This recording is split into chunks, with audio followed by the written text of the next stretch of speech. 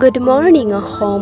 পুনৰবাৰ স্বাগতম জনাইছোঁ আমাৰ অন্য এক ভিডিঅ'লৈ।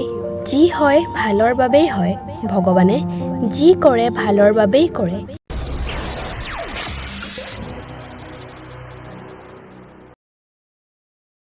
আমাৰ মানুহৰ জীৱনৰ এটি প্ৰধান সমস্যা হৈছে কেতিয়াবা আমাৰ জীৱনত যি ঘটে তাৰ কাৰণটো আমি বুজি নাপাওঁ আৰু তেতিয়া আমি হতাশত ভোগা আৰম্ভ কৰোঁ।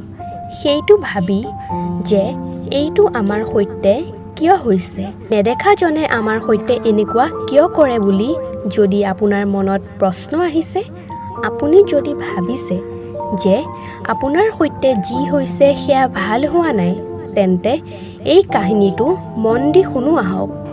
এসময়ত এটি কাছ সমুদ্ৰত বাস কৰিছিল আৰু সমুদ্ৰত থাকোঁতে কাছটিৰ একো কষ্ট আৰু দুখ নাছিল, বৰং অনেক সুখত জীৱন যাপন কৰিছিল কাছটিয়ে। এবাৰ শীতৰ সময়ত সূৰ্যৰ কিৰণ দেখি কাছটিয়ে সূৰ্যৰ উত্তাপৰ মজা ল'ম বুলি ভাবি সমুদ্ৰৰ পৰা বাহিৰলৈ ওলাই আহিছিল।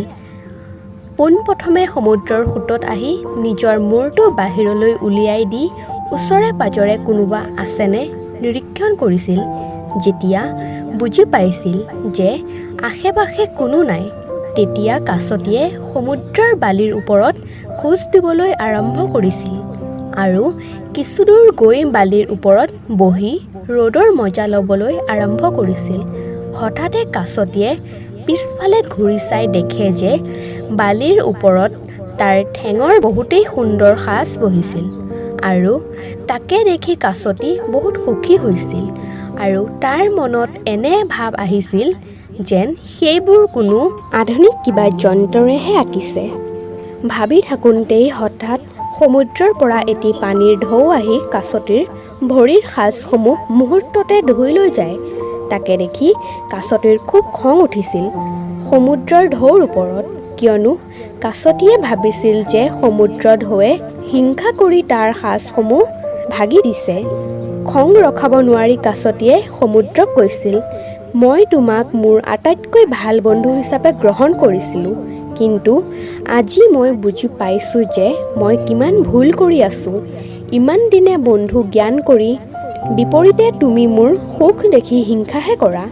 সমুদ্ৰই কাছটিৰ কথাবোৰ চুপচাপ শুনি আছিল আৰু লাহে লাহে উত্তৰ দিছিল, বন্ধু, মই যি কৰিছোঁ তোমাৰ ভালৰ বাবেই কৰিছোঁ।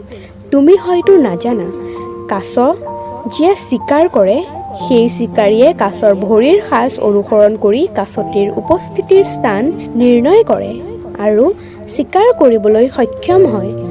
আজি যদি মই তোমাৰ ভৰিৰ সাজসমূহ ধুই নিদিওঁ, তোমাক অতি সোনকালে চিকাৰীয়ে চিকাৰ কৰি লৈ গ'লহেঁতেন। লগতে সমুদ্ৰই কৈছিল, হে বন্ধু, যদি মই তোমাৰ জীৱন বচাই ভুল কৰিছোঁ তেন্তে মোক ক্ষমা কৰি দিবা। এই কথা শুনি কাছটিৰ চকু চকুলোৰে ভৰি পৰিছিল আৰু সি নিজৰ ভুল বুজি পাইছিল যে সি বিনা কাৰণত সমুদ্ৰক বৰ কটুৰ কথা শুনাইছিল আৰু বিপৰীতে সমুদ্ৰই তাক খুব সুন্দৰ ব্যৱহাৰ কৰিছিল।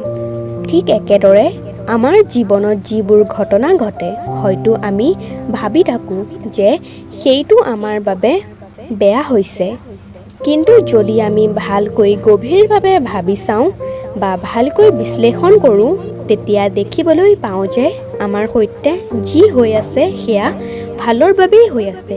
আৰু এই কথাটো কিমান সঁচা আমি আমাৰ অতীতৰ ফালে উভতি চালে ভালদৰে বুজি পাম। অতীতত যিবোৰ আমাৰ সৈতে বেয়া হৈছিল, সেই বেয়াসমূহৰ বাবেই আজি আমি আমাৰ এই ঠাইত আছোঁ।